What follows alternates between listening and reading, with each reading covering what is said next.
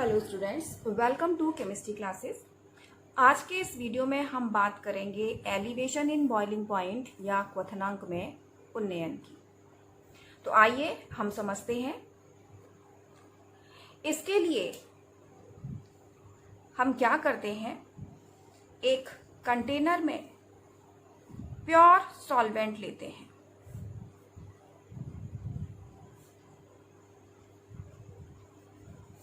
और इस pure solvent का बॉइलिंग पॉइंट माना T1 हम नोट कर लेते हैं। अब हम इस सॉल्वेंट में एक नॉन वोलेटाइल सॉल्यूट मिलाते हैं। नॉन वोलेटाइल सॉल्यूट या अवाष्पशील विलेय पदार्थ मिलाते हैं। तो सॉल्यूट या विलेय पदार्थ के मिलने पर अब इसमें सॉल्यूशन बन जाता है। जो सॉल्यूशन बनता है उसका भी हम बॉइलिंग पॉइंट या क्वथनांक ज्ञात करते हैं। माना ये बॉइलिंग पॉइंट क्या है, T2 है। तो जो सॉल्यूशन बना है उस सॉल्यूशन का बॉइलिंग पॉइंट या क्वथनांक T2 प्योर सॉल्वेंट के बॉइलिंग पॉइंट से अधिक हो जाता है। तो सॉल्वेंट से सॉल्यूशन के बनने पर बॉइलिंग पॉइंट में जितनी वृद्धि होती है वही कहलाती है उस सॉल्यूशन का एलिवेशन इन बॉइलिंग पॉइंट। तो सॉल्वेंट से सॉल्यूशन के बनने पर बॉइलिंग पॉइंट में होने वाली वृद्धि हम कैसे निकालेंगे?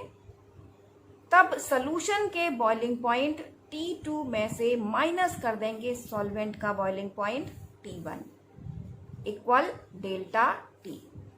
यही डेल्टा T कहलाता है एलिवेशन इन बॉइलिंग पॉइंट या क्वथनांक में उन्नयन। तो हम इसको कैसे डिफाइन करेंगे, समझिएगा। जब एक प्योर सॉल्वेंट या शुद्ध विलायक में एक नॉन वोलेटाइल सॉल्यूट या अवाष्पशील विलेय पदार्थ मिलाते हैं तब बने सॉल्यूशन का boiling point T2 pure solvent के बॉइलिंग पॉइंट T1 से अधिक हो जाता है। बॉइलिंग पॉइंट में होने वाली यह वृद्धि उस सॉल्यूशन का एलिवेशन इन बॉइलिंग पॉइंट या क्वथनांक में उन्नयन कहलाती है। अब एलिवेशन इन बॉइलिंग पॉइंट का रीजन क्या है या इसका कारण क्या है, तो समझते हैं। हमें मालूम है कि किसी भी लिक्विड का बॉइलिंग पॉइंट वो टेम्परेचर है या वो ताप है जिस पर उस लिक्विड का वेपर प्रेशर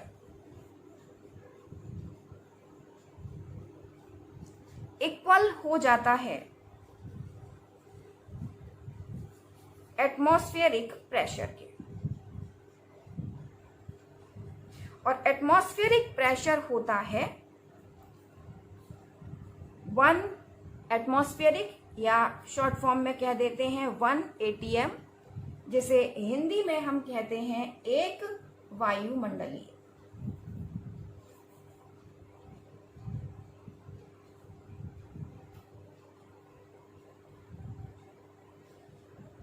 तो हम कह सकते हैं कि वह टेम्परेचर जिस पर किसी लिक्विड का vapour pressure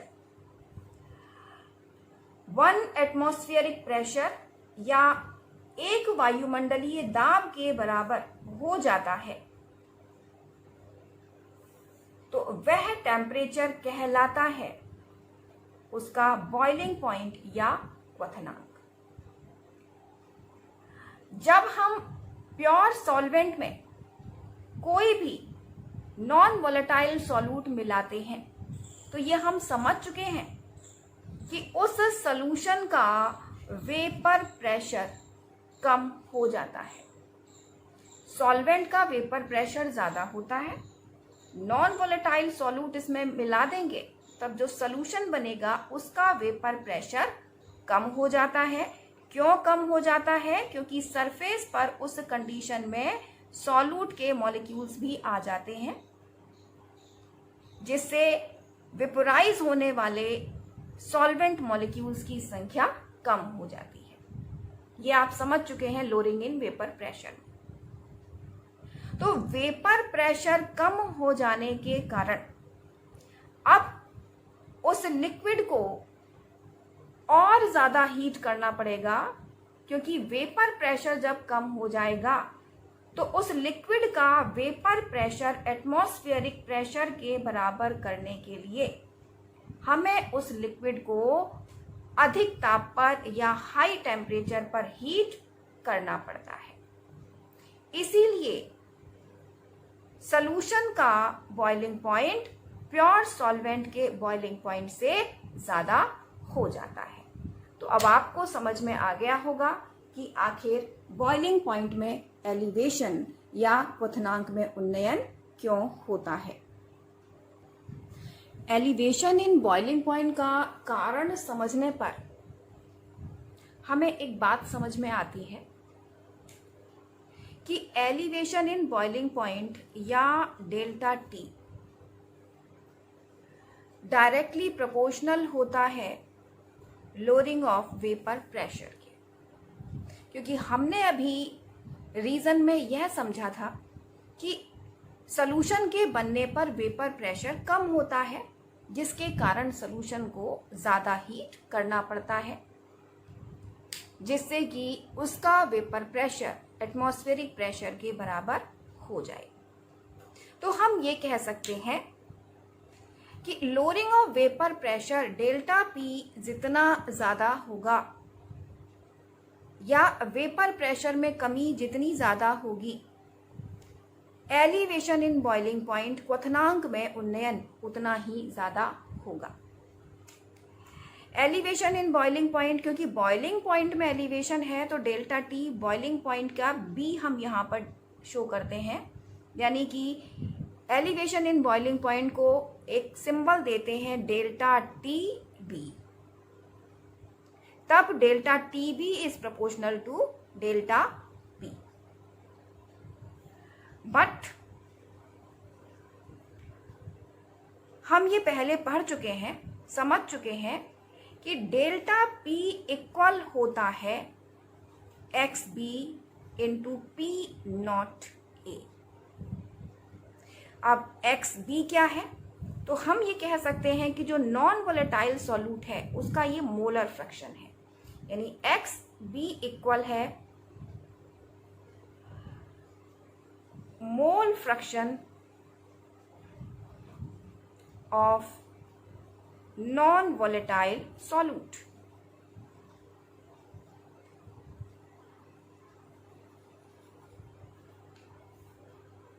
and P not A है वेपर प्रेशर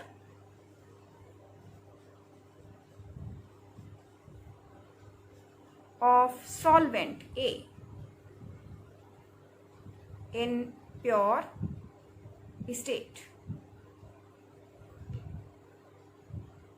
अब सॉल्वेंट का वेपर प्रेशर, प्योर स्टेट में सॉल्वेंट का वेपर प्रेशर एक कांस्टेंट वैल्यू होती है, तो हम कह सकते हैं उस कंडीशन में delta p is proportional to x b.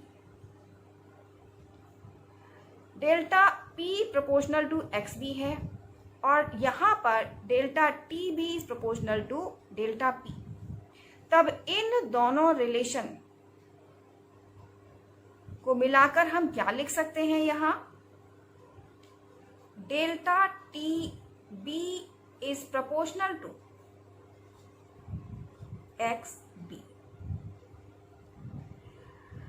इस रिलेशन से हमको क्या पता चलता है कि सॉल्यूशन में नॉन वोलेटाइल सॉल्यूट या अवाष्पशील विलेय पदार्थ की मात्रा जितनी ज्यादा होगी, एलिवेशन इन बॉइलिंग पॉइंट या क्वथनांक में उन्नयन उतना ही ज्यादा होगा। अब एक्स बी, ये हमें पता है मोलर फ्रैक्शन ऑफ सॉल्यूट, जिसके लिए क्या फॉर्मूला होगा? NB upon NA plus NB। NB है number of moles of solute and NA है number of moles of solvent. यानी विलेय पदार्थ के मोलों की संख्या है NB और विलायक के मोलों की संख्या है Na। और यदि सॉल्यूशन है वेरी डाइल्यूट, हम लिख सकते हैं for very dilute solution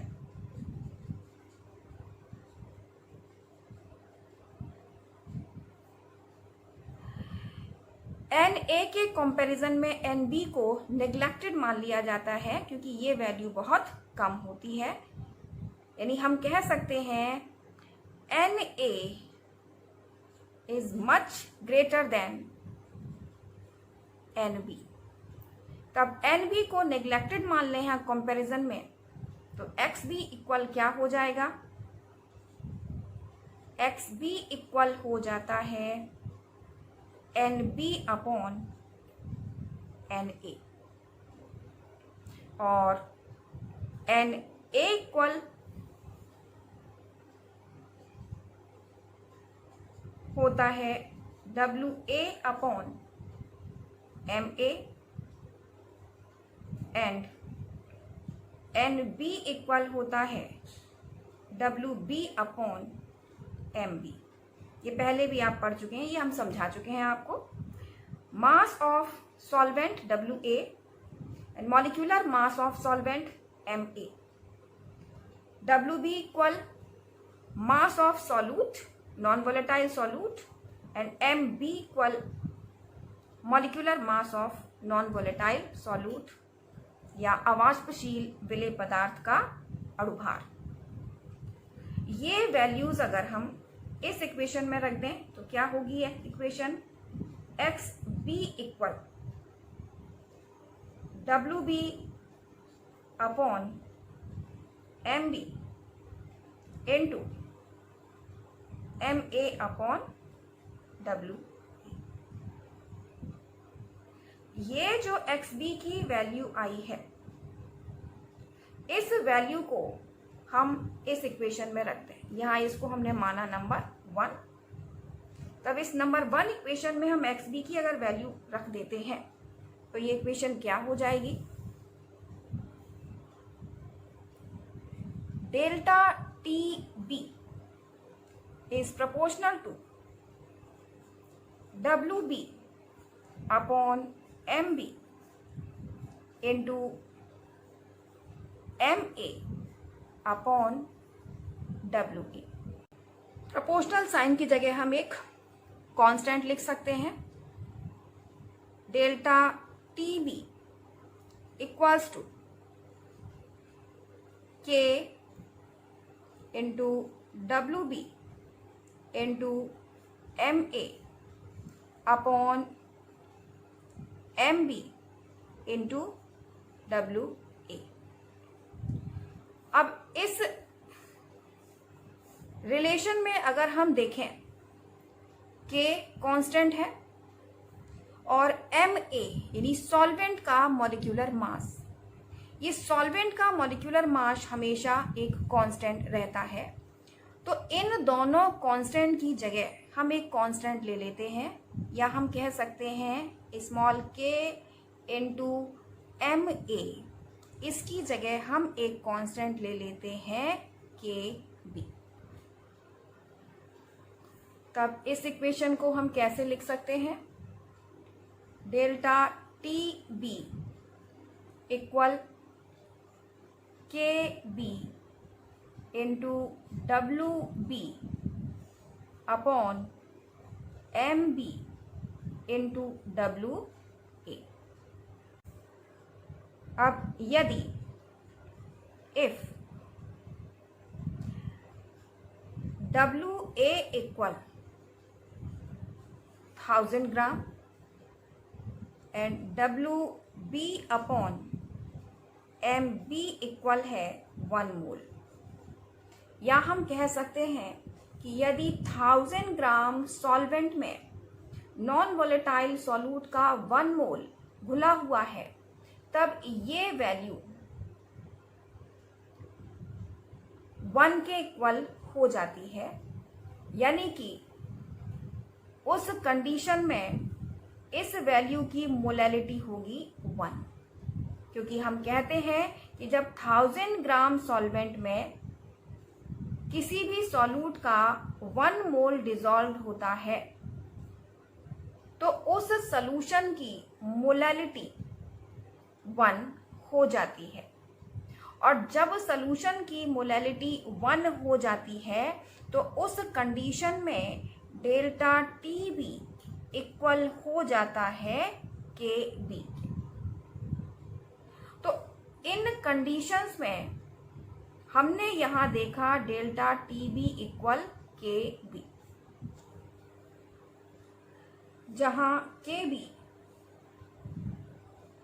molal elevation constant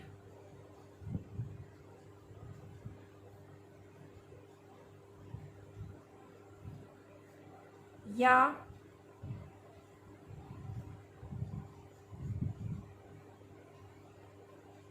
ebullioscopic constant, जिसे हिंदी में कहते हैं मोलल उन्नयन स्थिरांक,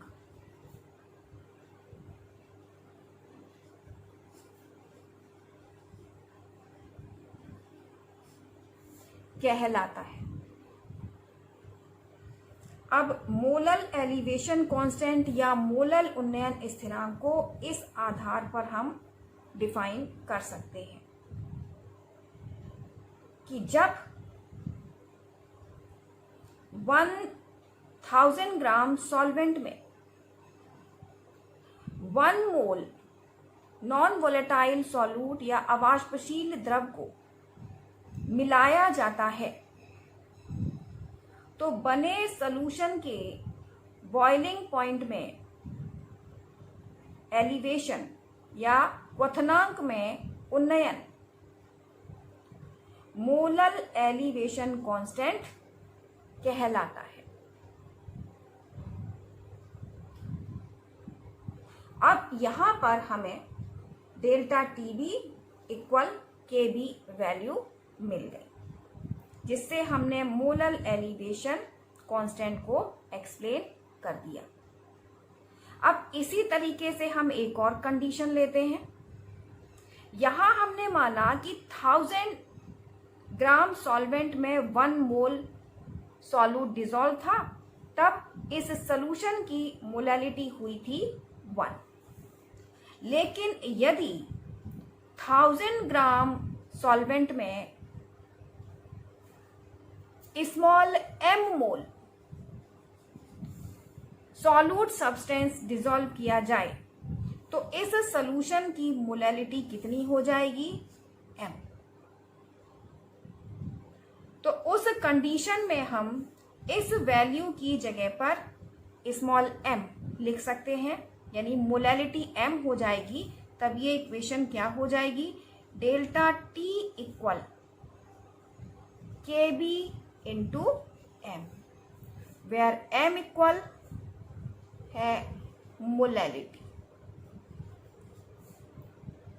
और मोलैलिटी के लिए हम फॉर्मूला पढ़ चुके हैं। मोलैलिटी के लिए इक्वेशन क्या होती है?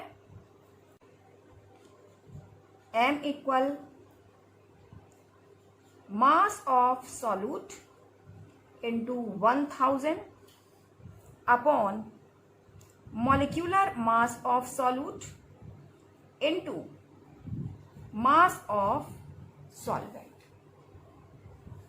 ये फॉर्मूला होता है मोलैरिटी के लिए। यदि ये मोलैरिटी m की वैल्यू हम इस इक्वेशन में पुट कर दें तो ये इक्वेशन क्या हो जाएगी, यहाँ टीबी का डेल्टा टीबी कर देते हैं क्योंकि यही हम सिंबल लगातार लेते चले आए हैं। तो m की वैल्यू यहाँ पुट कर दें तो डेल्टा टी बी इक्वल क्या आ जाता है, k B into W b into 1000 upon M B into डब्ल्यू ई।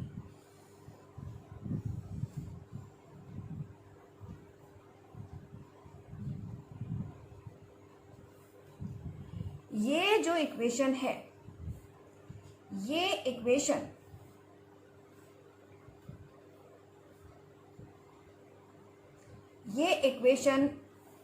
एलिवेशन इन बॉइलिंग पॉइंट और सॉल्यूट सब्सटेंस